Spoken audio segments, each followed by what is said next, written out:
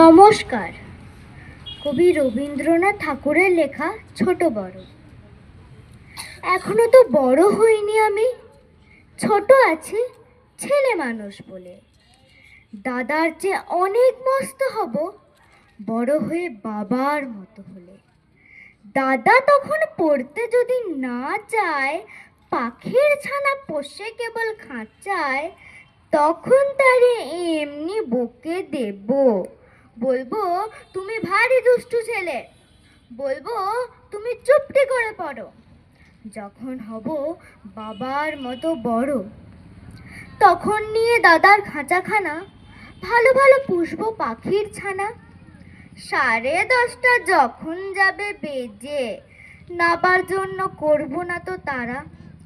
ছাতা একটা ঘাড়ে করে নিয়ে চটি পায়ে বেরিয়ে আসবো পাড়া। গুরুমশাই দাওয়া এলে পরে চৌকি এনে দিতে বলবো ঘরে।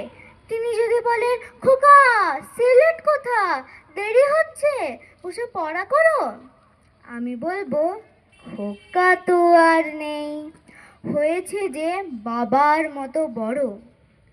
গুরুমশাই শুনে তখন কবে, বাবু মশাই আসে এখন তবে।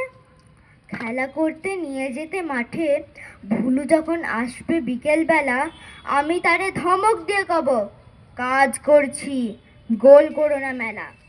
রথের দিনে খুব যদি ভিড় হয়, একলা যাব, করব না তো ভয়। মামা যদি বলেন ছুটে এসে, খোকা হারিয়ে যাবে, আমার কোলে চড়ো, আমি বলবো দেখছো নাকি মামা, হয়েছে যে বাবার মতো বড়। দেখে দেখে মামা বলবে, তাই তো, খোকা আমার সে খোকার নাই তো। মা, আমি যেদিন প্রথম বড় হব, সেদিন গঙ্গা স্নানের পরে আসবে যখন খিড়কি দুয়ার দিয়ে, ভাববে কেন গোল শুনি না ঘরে। আমি তখন চাবি খুলতে শিখে যত ইচ্ছে টাকা দিচ্ছি ঝিকে।